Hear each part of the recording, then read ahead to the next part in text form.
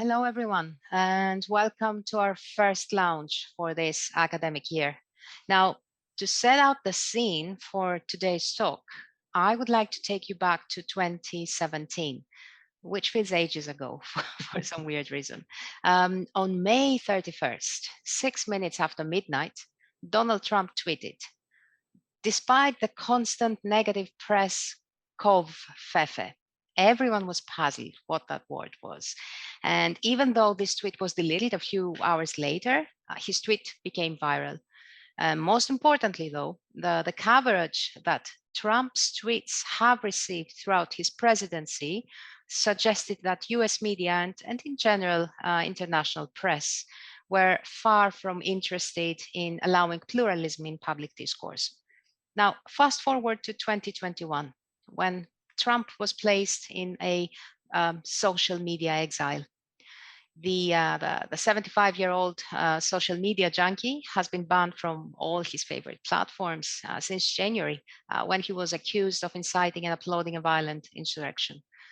Our guest speaker today will scrutinize such decisions to filter content and to ban views on social media, and will seek to explore the scope of regulation for big tech companies such as Facebook and Twitter.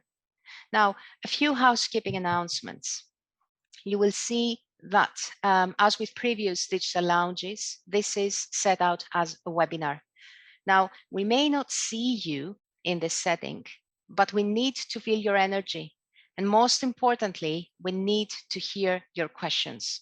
So please feel free to share your questions in the Q&A box at any moment. And Isabel de Oliveira, who you see here on my right, will be moderating discussion following today's talk, and will be passing on these questions to our guest speaker. As I told you, this session is being recorded for archival purposes. Please do not type in your names in the questions if you want to maintain anonymity. The nearest exit is the button that says leave meeting, but I'm sure you won't go anywhere near that because we have an excellent guest speaker today. It is an immense pleasure to welcome to our virtual stage a leading expert in media and entertainment law, Ursula Smartt. Now, if the name sounds familiar, this is probably because you've read her books on media and entertainment law and media law for journalists. An associate professor at the New College of the Humanities at Northeastern University, Boston, Ursula has written extensively on internet libel, regulating online harm, court reporting, music sampling, and we'll be running out of time if I mention her impressive CV here. Ursula, the floor is all yours. Yes, hello everyone. And first of all, thanks Dr. Aguro Caranasio, for inviting me. I think we planned this, what seems like hundreds of years ago, and then of course, COVID got in the way. So I'm so delighted to be here with you all today. Thank you to Isabel de Oliveira, the research fellow at your institute, and to Charlotte Sauby, the faculty research and enterprise support officer, for supporting me and my talk.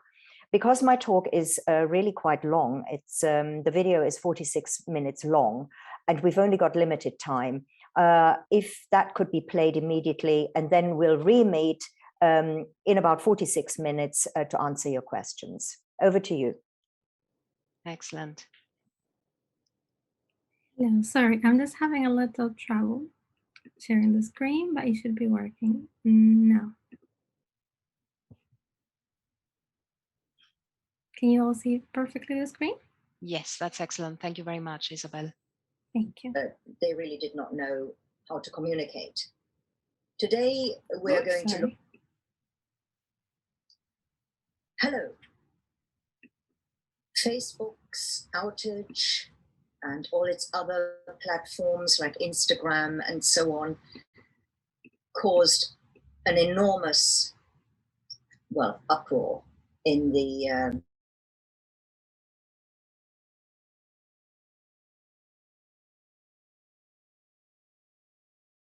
of October 2021, put a lot of people into not just misery, but they really did not know how to communicate.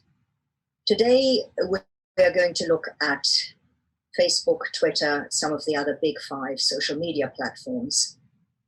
And we'll ask, by these platforms self-regulating and censoring what appears on their platforms, does this contravene freedom of expression?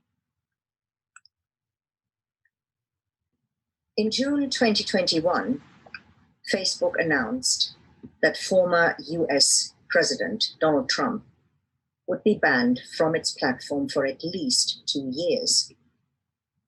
This move did not only inflame tensions with allies of the former US president, but also many who support freedom of expression, accusing the company of censoring conservative views. The ban was a revision from a previous indefinite suspension by Facebook of Donald Trump, which was criticized by the company's oversight board. The board upheld the decision to kick Trump off the platform, but found fault with a lifetime ban.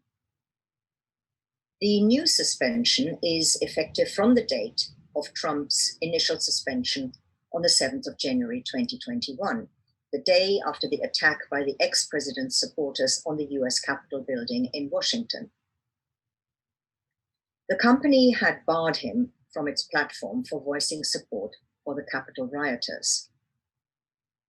The ban will only be lifted, according to Nick Clegg, the former Lib Dem leader, now Facebook's Vice President of Global Affairs, in a blog post which explained Facebook's decision on the 4th of June 2021, if the risk, quote, to public safety has receded.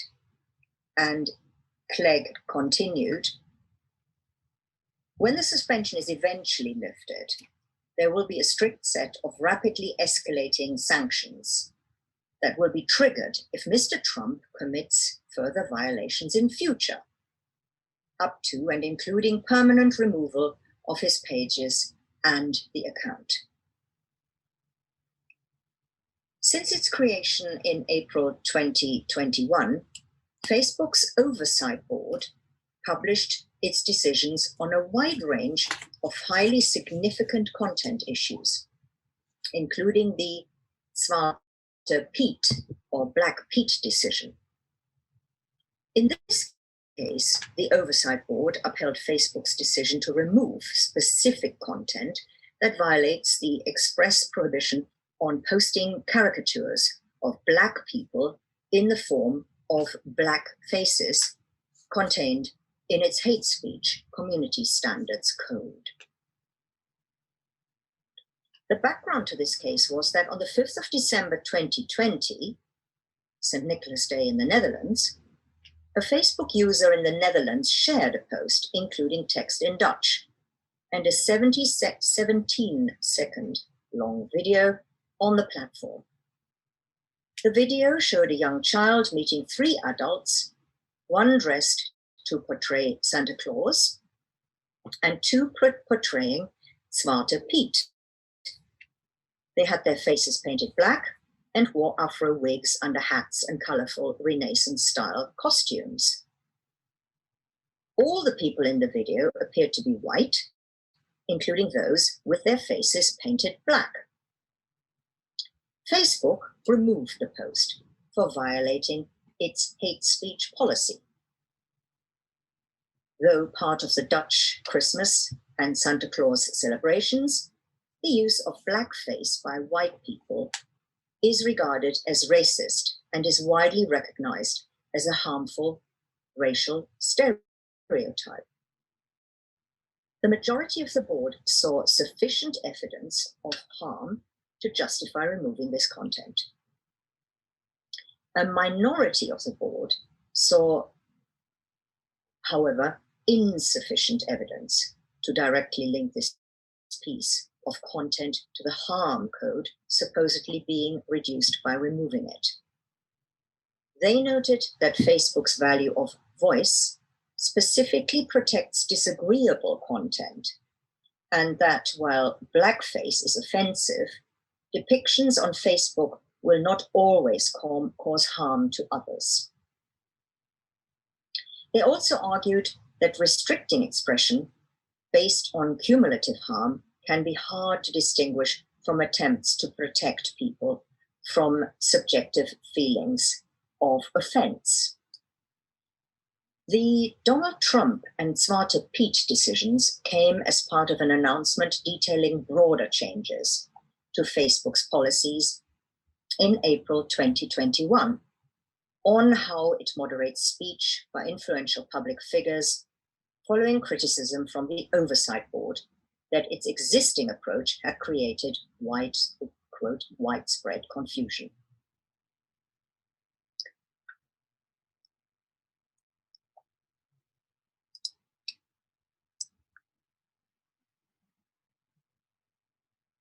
So who or what is Facebook's Oversight Board? The platform's Transparency Center informs us that the board is an external body that people can appeal to if they disagree with Facebook's content enforcement decisions on the Facebook app or Instagram. Facebook implements the Oversight Board's decisions across identical content with parallel context if it exists and when it is technically and operationally possible across all its platforms. Facebook's community standards codes are extremely wide-ranging, concerning violence and criminal behavior, to hate and objectionable speech, to cybersecurity, including hacking and breach of intellectual property. The Oversight Board comprises a supposed global independent panel of 20 people featuring academic, political, and civil leaders. I've given you just a sample here, and when you receive my full paper in the appendix, you will see all current 20 serving members of the Facebook Oversight Board. In a statement of 2019, CEO Mark Zuckerberg pledged freedom of speech, explaining the board's main purpose and remit. Membership structure and bylaws are contained in what appears to be to the general public as the law. Facebook reportedly pays lofty salaries to members of its Supreme Court, as The Guardian calls Facebook's Oversight Board. Theoretically, the board could overrule Zuckerberg. Facebook, the tech giant, paid its 20 board members a reportedly six-figure salary each in 2020-2021. And Zuckerberg reiterates that the Oversight Board is an independent trust. According to the New Yorker, Facebook gave the trust $130 million to manage the board's salaries and operations for what amounts to about 15 hours per week workload for each board member. A look at the Oversight Board's recent rulings. Facebook is now stifling any debate about, for example, coronavirus lockdown policies of 2020, the COVID-19 vaccines, and even blocks links to peer-reviewed scientific papers that appear in international journals such as Nature. As per its regulations, Facebook deletes any discussions about herd immunity, natural immunity, or alternative remedies, such as ivermectin. If you find yourself blocked by Facebook or Instagram, you may well have to wait for well over a week until the organization unblocks at least some of your web pages. Since 2016, Facebook employs thousands of fact-checkers and uses fact-checking programs across more than 80 organizations, working in over 60 languages globally.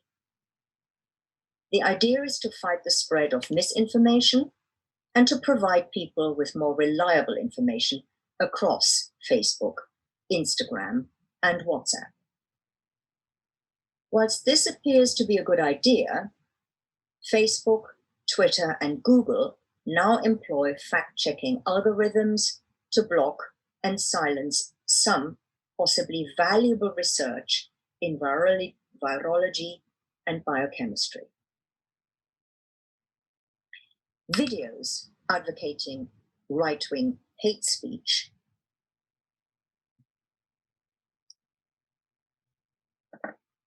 by Tommy Robinson, for example, aka Stephen Yaxley Lennon, have long been blocked by Twitter since 2018. The far-right founder of the English Defence League has now been permanently banned from Facebook and Instagram for repeatedly breaking policies on hate speech.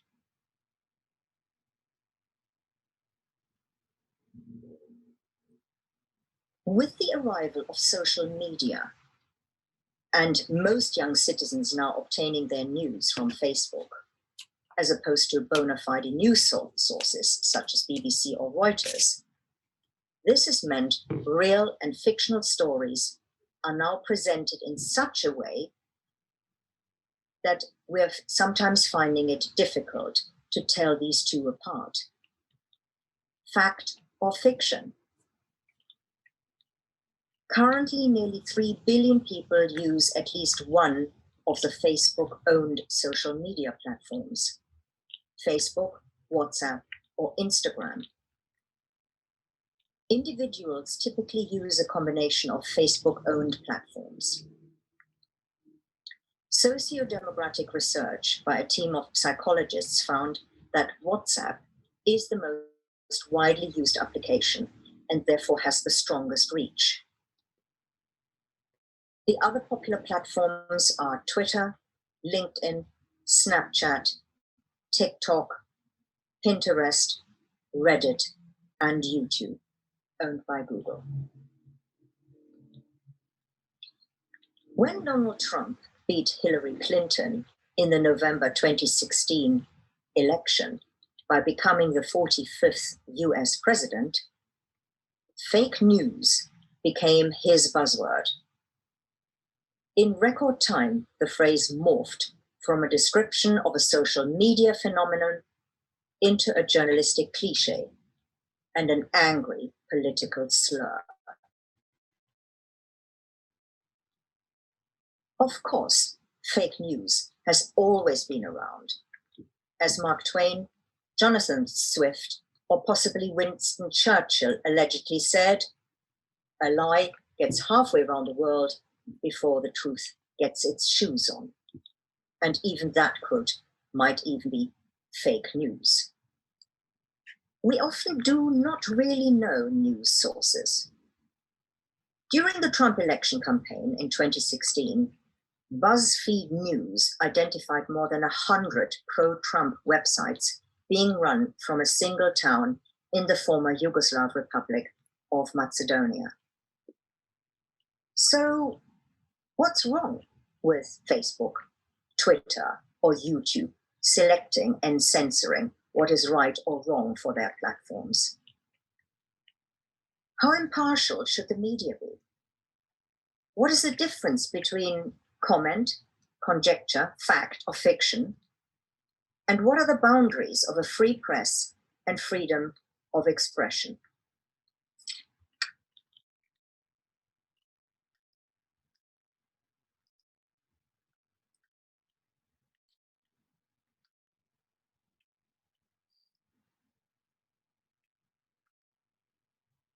So let's have a look at media plurality and what we actually mean by that by looking at some law in this area. One of the few certainties in the world of journalism and editorial policy is that the age-old tension between freedom of expression and the right to robust and occasionally rude debate will, from time to time, come into conflict with the sensibilities of those who feel insulted or abused and minorities who can feel oppressed by the slights, real or imagined, of the majority. Populist politics and shifts in media consumption via social networking sites, such as Facebook and Twitter, mean that it is hard and harder than ever to be sure about the quality of the news and information we consume. Coupled with citizen journalism and increasing public debate via social media, it is difficult to discern what is deliberate misinformation and what amounts to the truth in media reporting. Media plurality supports democracy by ensuring that people can receive a wide range of viewpoints from a variety of different sources, and that no one media owner has too much influence over public opinion and the political agenda. In the case of Centro Europa, the Grand Chamber of the European Court of Human Rights reaffirmed the importance of media plurality under Article 10 of the Convention. The case concerned an Italian TV company. Just go back. The case concerned an Italian TV company and its inability to broadcast for nearly 10 years, despite having a broadcasting license, due to the lack of television frequencies which the state had allocated to it. The court concluded that the Italian legislative framework had lacked clarity and precision, and that the authorities had not observed the deadlines set in the license, thereby frustrating Centro Europa's expectations. These shortcomings had resulted in reduced competition in the audiovisual sector. The Italian state had failed to put in place an appropriate legislative and administrative framework to guarantee effective media pluralism. The ECTHR, the Human Rights Court in Strasbourg, held that this amounted to a serious breach of Article 10.1 of the Convention and Article 1 of the first protocol of the Convention, noting that there can be no democracy without pluralism. Democracy thrives on freedom of expression. It is of the essence of democracy to allow diverse political programs to be proposed and debated, even those that call into question the way a state is currently organized, provided that they do not do any harm to democracy itself. The Italian state was not allowed to justify their actions under Article 10.2 of the Convention and were ordered to pay the TV company 10 million euro and 100,000 to Mr. Di Stefano.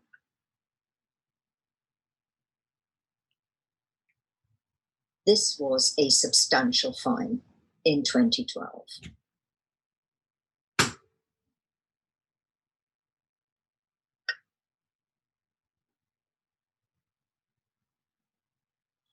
The EU Commission is taking steps to regulate social media companies and their platforms, though this is of course difficult since all major companies are located in the United States.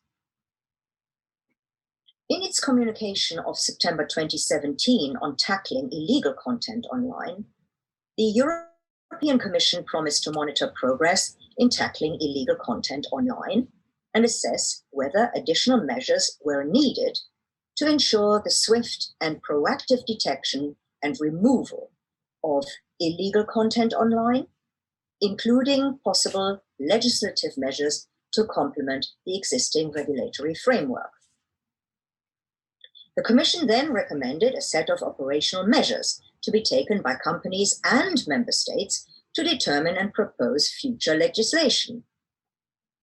These recommendations would then apply to all forms of illegal content, ranging from terrorist content, incitement to hatred and violence, child sexual abuse material, counterfeit products, and copyright infringement. The Vice President for the Digital Single Market, Andros Ansip, said, "Online platforms are becoming people's main gateway to information, so they have a responsibility to provide a secure environment for their users. What is illegal offline is also illegal online.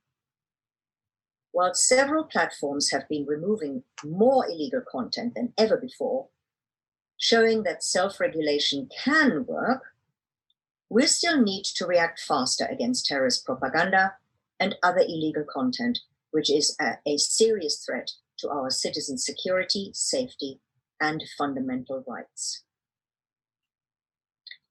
These EU recommendations remain just that, recommendations, encouraging various voluntary initiatives to ensure that the internet is free of illegal content and reinforces actions taken under different initiatives in each country.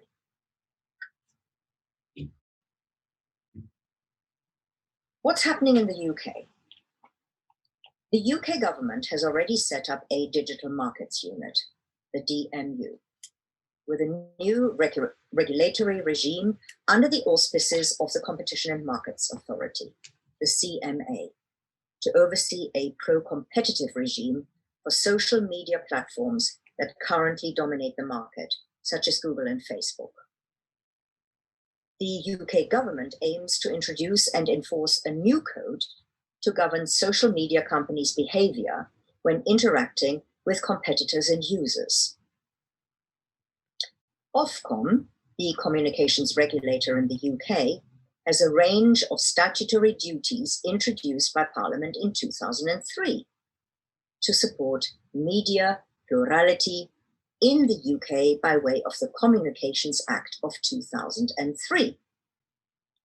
However, 2003 is a long time ago in a field which is now dominated by AI and fast-changing online technology. The way that people access news and information has changed significantly since the 2003 Act was introduced by Parliament. The influence of online news sources has grown substantially, and social media and news aggregators are increasingly acting as intermediaries between news content and the public. Freedom of expression and media pluralism online have been protected by the UK government by the Communications Act of 2003, supported by the courts and common law, believing that people's rights to participate in society and engage in robust debate online must be safeguarded.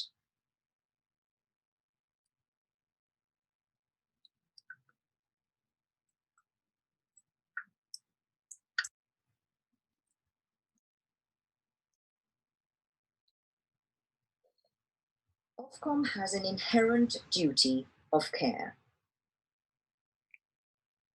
which is required towards its end users under the Communication Act of 2003. Ofcom can now require social media companies and online media service providers to address harms such as misinformation and disinformation about vaccines, for example, that have been taken down on their platforms during the COVID pandemic. Services accessed by children need to protect underage users from harmful disinformation. Services with the largest audience and a range of high-risk features are required to set out clear policies on harmful disinformation accessed by adults. Social media companies are required to set out what content, including many types of mis- and disinformation, on social media platforms, such as anti-vaccination content on falsehoods about COVID-19, what is and is not acceptable in their terms and conditions. and the companies must enforce this effectively. If these rules are breached, Ofcom will take enforcement action. Companies are expected to remove illegal disinformation, for example, where this contains direct incitement to violence. Ofcom now has the power to levy unprecedented fines of up to £18 million or 10% of global turnover on social media giants. This could leave a company such as Facebook potentially paying £5 million in fines for serious breaches. By contrast, if we look at the current GDPR laws, we can only see fines of up to £18 million or €20 million or a 4% of global turnover. Ofcom has the power to block services from the UK entirely.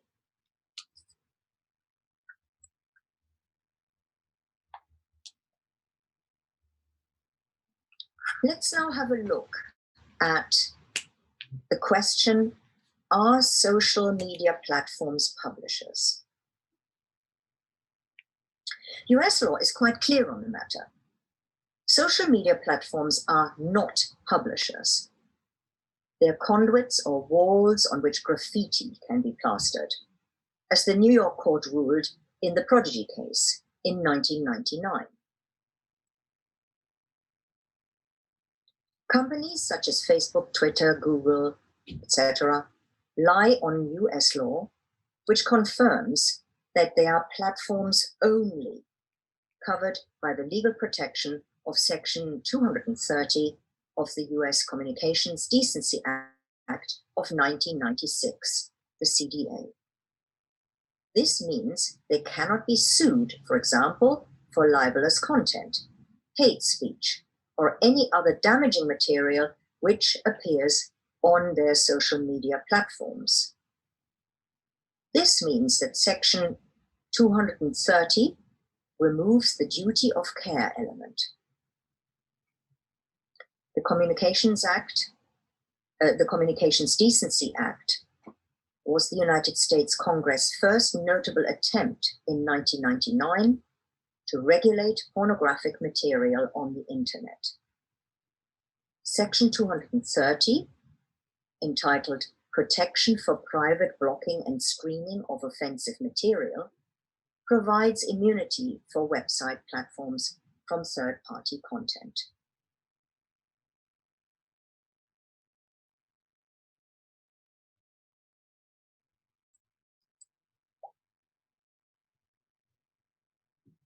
Sorry, that should read Section 230C.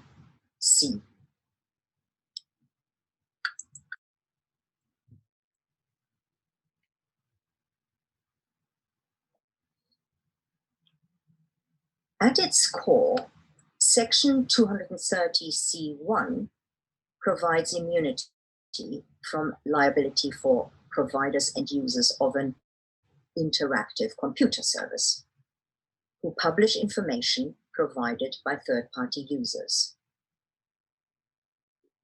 No provider or user of an interactive computer service shall be treated as the publisher or speaker of any information provided by another information content provider. The statute in Section 230C2 further provides the so-called Good Samaritan protection from civil liability for operators of websites and interactive computer services in the removal or moderation of third-party content they deem offensive or obscene, even of constitutionally protected speech, such as the First Amendment of the American Constitution. Certain sections of the CDA were subsequently challenged in the courts and ruled by the Supreme Court to be unconstitutional. However, Section 230 was determined to be severable from the rest of the legislation and remains in place.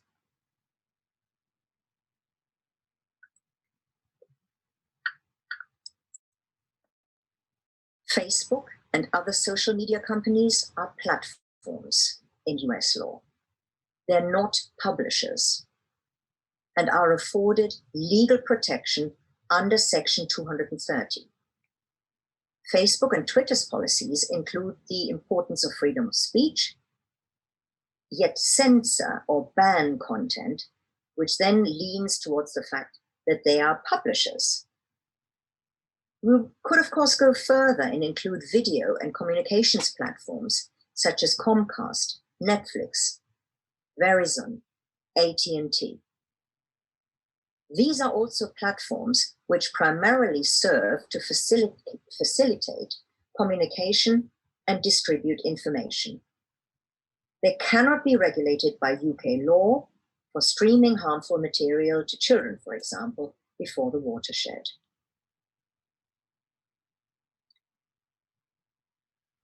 The Prodigy case,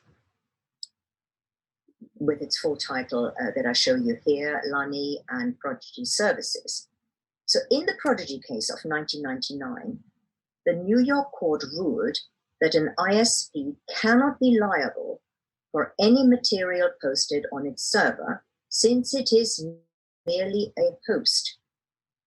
In this case, an unknown imposter had opened several accounts with the ISP Prodigy by assuming and usurping the real name of an Alexander Lani, then a teenage Boy Scout. The imposter posted 2 vulgar messages in Lani's name on the Prodigy bulletin board and sent a threatening, profane email message in Lani's name to a third person with the subject headline, "How I'm Gonna Kill You." Lani sued Prodigy via his father, asserting that he had been stigmatized by being falsely cast as the author of these messages. The court accepted Prodigy's defense argument that the ISP had not actively participated in the messaging and could therefore not assume any responsibility. The US court held that Prodigy was not a publisher.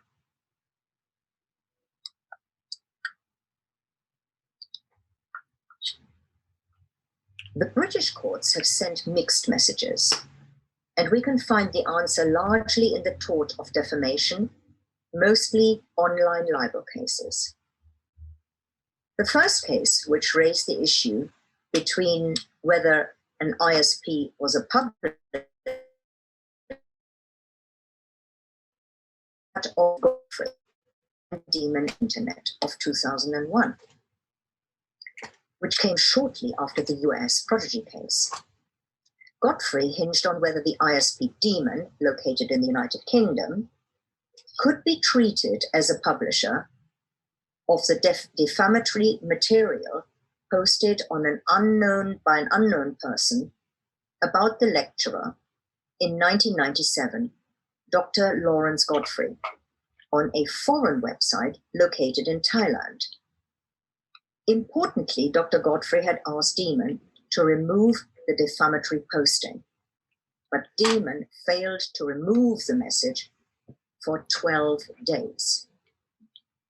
Mr. Justice Morland held Demon Internet liable for the defamatory statements hosted on its server.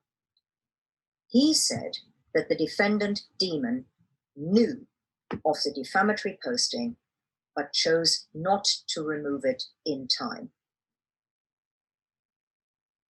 Dr. Godfrey was awarded £15,000 plus legal costs.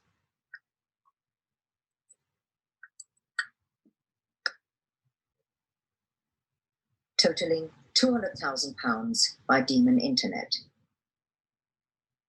The judgment sent the message to ISPs and operators of websites, at least in the UK, that they were publishers, which in turn gave rise to the unwelcome practice of ISPs simply removing any material upon complaints reaching it without any great scrutiny, causing a chilling effect on freedom of expression and freedom to receive information.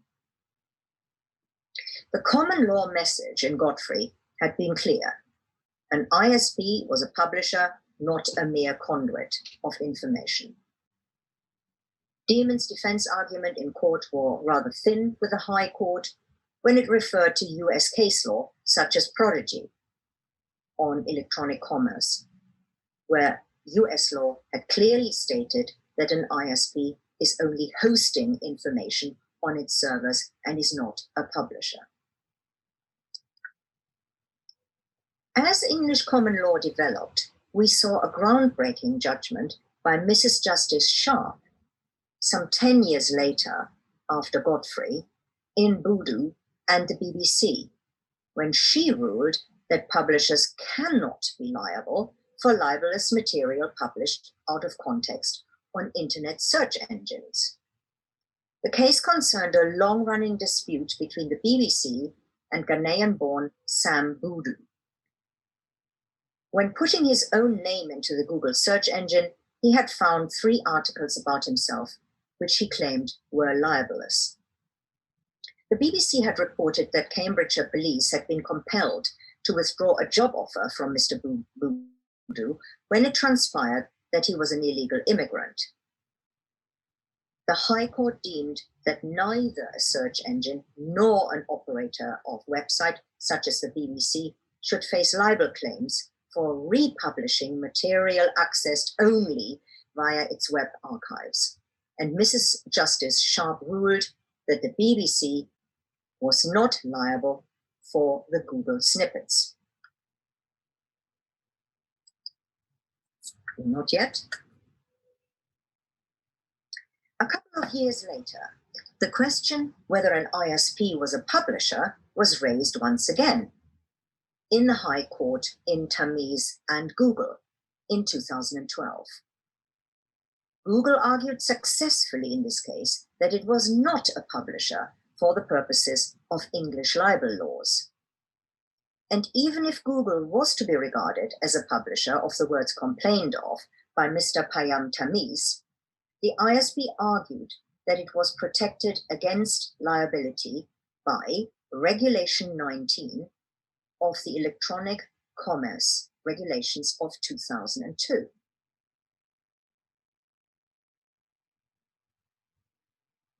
The difference then between a news media organization and the social media companies is that a media organization, whether in print or online, is a publisher. There is then not only a semantic difference platform and publisher, but also a legal one.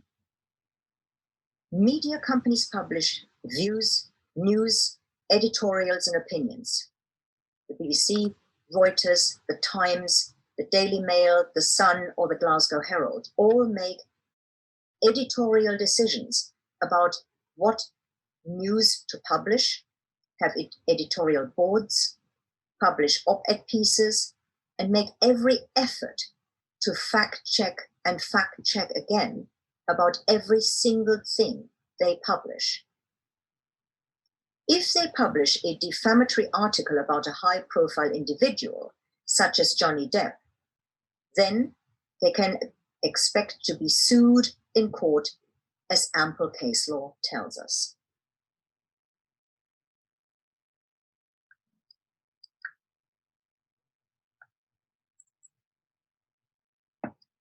We have plenty of cases which deal in both UK and EU human rights law that deal with an individual's privacy and the challenging by the media to publish. Therefore, the courts have to carefully balance the individual's right under Article 8, the ECHR, to privacy, with the journalists and the journalists' lawyers claiming Article 10 ECHR, freedom of expression, plus the common law journalistic defense of the public interest, such as seen in the famous cases of Douglas and Hello, Naomi Campbell, Max Mosley, and the 2 von Hanover actions.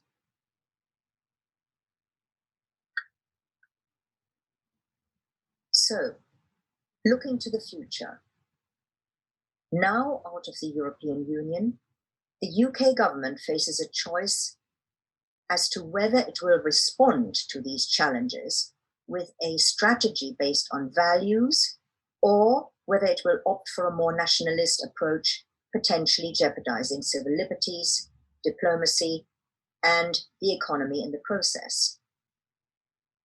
While the likelihood is that the UK government's digital policy will continue to follow the EU's in the short term, the UK government has the option to follow a more divergent agenda in future, which could undermine the right to privacy and freedom of expression and freedom to receive information online. The Online Harms Regulator Report Bill, first proposed by Theresa May's government in April 2019, introduced by Lord McNally as a private member's bill in the House of Lords in January 2020, assigns more functions to Ofcom in relation to online harms regulation and sets out stricter new guidelines governing removal of illegal content such as child sexual abuse, terrorist material, social media promoting suicide, and so on, and can therefore be blocked in the UK. Regulator Ofcom would oversee and enforce compliance. The bill stalled due to the COVID pandemic and has so far not progressed. However, should the law come into force, it would apply to all companies that host user-generated content, such as images, videos, and comments, or allow UK users to talk with other people online through messaging, comments, and forums. It would also apply to search engines because they play a significant role in enabling individuals to access harmful content online. The proposed legislation envisages safeguards for freedom of expression and pluralism online, protecting people's rights to participate in society and engage in robust debate.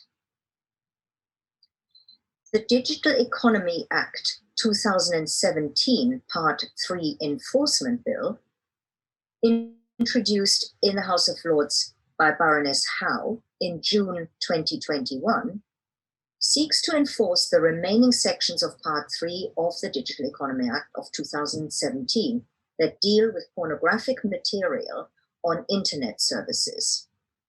It would give Ofcom the power to require access to pornographic material.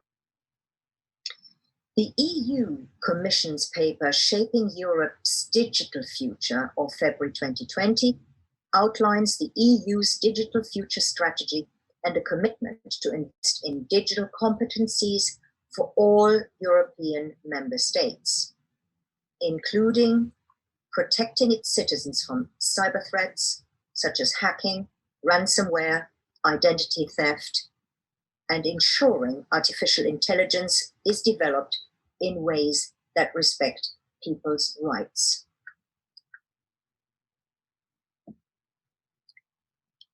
We conclude with the question, does the regulation of online services amount to a breach of freedom of expression? Freedom of expression under Article 10 of the European Convention includes not only the inoffensive, but also the irritating, the contentious, the eccentric, the heretical, the unwelcome, and the provocative, provided it does not tend to provoke violence.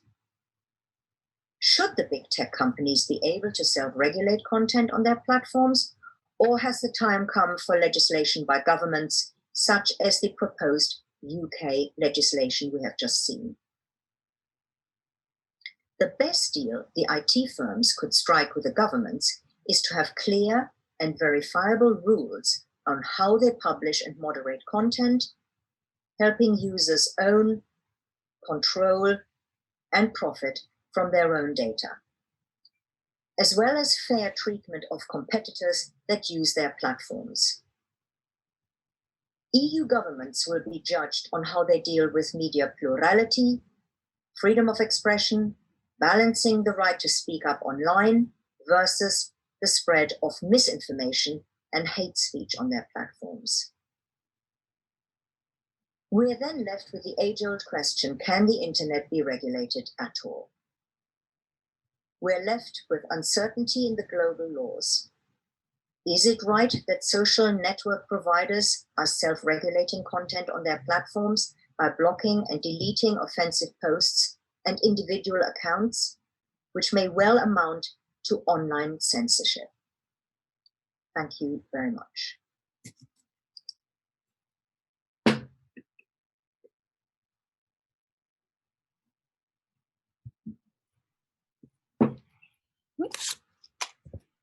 Hello. Can you all hear me? Yes, we can. Just making sure. Thank you for the record. Thank you very much for the talk in itself. And I thought, well, let's start with some questions. Yeah, I can see we have a few. If you could bear with me. So, Ursula, I also wanted to start asking one of the few questions that I have prepared.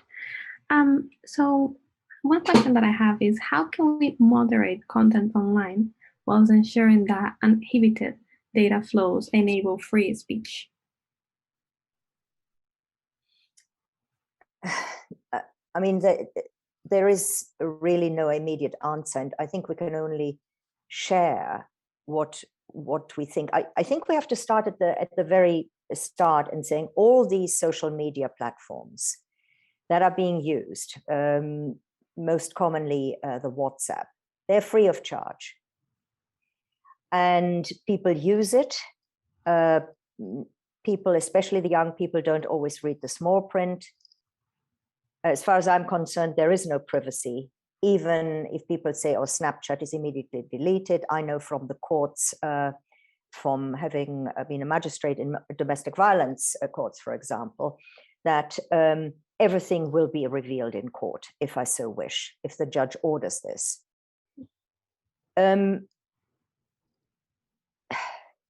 So you could argue, Isabel, that these platforms are private, they are conglomerates, and therefore they can do what they like.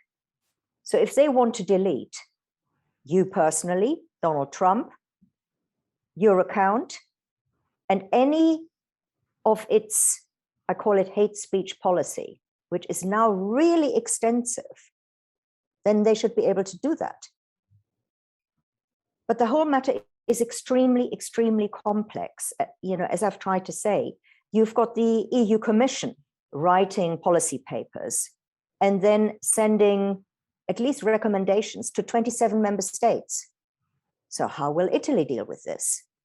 How will Malta deal with this? How serious will a nation take the Article 10, the freedom of expression?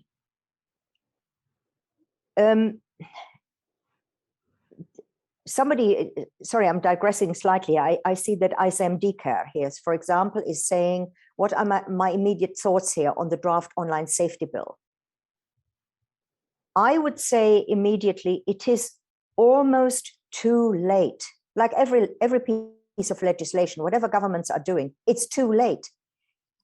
Because the conglomerates, the Mark Zuckerbergs, are already moving on. They're already moving on. He's founded his new Meta company today, right? That stands for the metaverse. He has already moved on. He realizes, Zuckerberg realizes that in fact his the use of Facebook and all his other platforms, especially by the young people, is dropping dramatically. Therefore, he's not making any money anymore through, say, advertising. So he's moved on. And with Frances Haugen giving evidence in the UK and in the United States, the whistleblower, in revealing some of the really deep and very disturbing secrets that she has spilled over Facebook, Mark Zuckerberg and his company, they've already moved on. So they know that Facebook is passé, and we're moving on to the next best thing, the metaverse, which is actually, going to be, I think, even more worrying, how people will start to disclose their utmost secrets and their hate speech, and how the Donald Trumps of this world could possibly spread themselves. That said, Donald Trump has launched his own social media company, and Tommy Robinson is already operating on the dark web. And if you want to follow him, you can. So at least I think we have a debate. We have a debate now where we are thinking about this, Isabel. I always say, if you don't like it, don't subscribe. Switch off, delete, block. But that's you and I, that's our academic community. But really, the online harms, to come back to Isem's question here, the online harms bill, which has been there, the online harms paper has been there since, I think, about 2017. I wrote about it in the last edition of my book. It's not really gone very far. We know what online harms is. We know that children are still committing suicide. And so what can we do? Andrus Ansip from the European Commissioner said, self-regulation can work. So that's really where we're at. So the Facebooks and Twitters of this world, they're self-regulating. And then we've got regulators, state statutory regulators like Ofcom. Some may well argue that Ofcom is now too powerful. If you're looking at what Ofcom does, or rather does not regulate, there isn't much left. It was interesting that the government hadn't used legislation to have another purely internet social media type regulator. I think that's interesting, because everything now rests with Ofcom. And, there again, who are they? They are clearly a state regulator. So is Ofcom now going to blanket block because they have the power? Or are the social media platforms, say in the United Kingdom, because the fines here are particularly high on these companies, are they just going to say, okay, we're actually not going to service the UK, or only going to have something minimal? So it's a really long answer, Isabel, to your question, but I want to leave the forum open. We've only got nil minutes, -2 minutes, to what other people possibly have to say.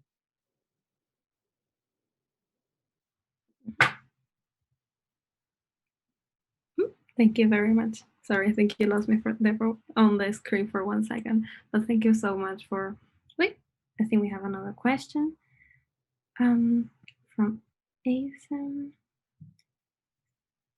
about Ofcom. Yes, Aguro.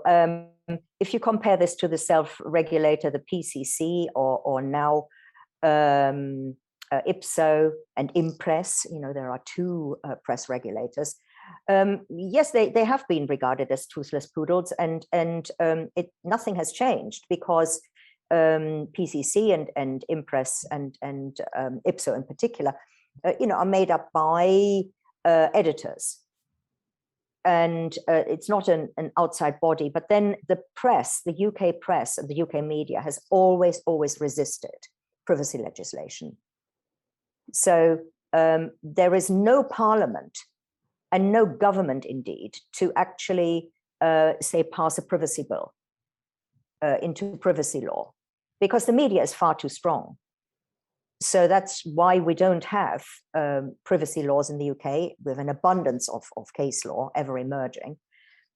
But I think the regulation of social media and of what appears on the platforms, such as Netflix, for example. You can't regulate Netflix either, because That is not a UK service, but it is a platform that any child in the morning can use and watch suicidal material or indeed pornography.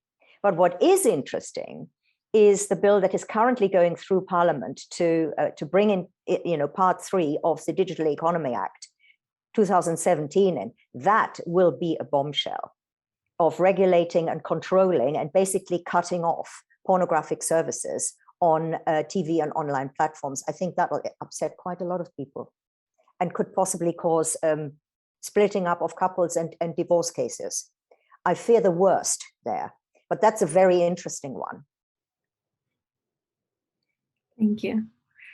And sadly, we have to finish here, but thank you so much for the talk and so much for the debate. I am just now going to pass it to Argiro to say the final word to finish the event. Thank you. Thank you for that, Isabel. Thank you for moderating discussion. And thank you very much, Ursula, for this amazing talk. Most importantly, for the final note. So it will prompt us all to start thinking a bit more about what's coming up next. And it's quite a few things, actually. Many thanks to our lovely audience. I think that we will finish the session here, but feel free to carry on discussion on, well, surprise, surprise, Twitter by using the hashtag Let's2021. We'll be seeing you all again at our next digital lounge, which will be taking place in roughly a month from now. And that's going to be November's digital lounge. Once again, many thanks and enjoy the rest of your day. It was lovely to meet you all. Thank you so much for the invitation. Bye.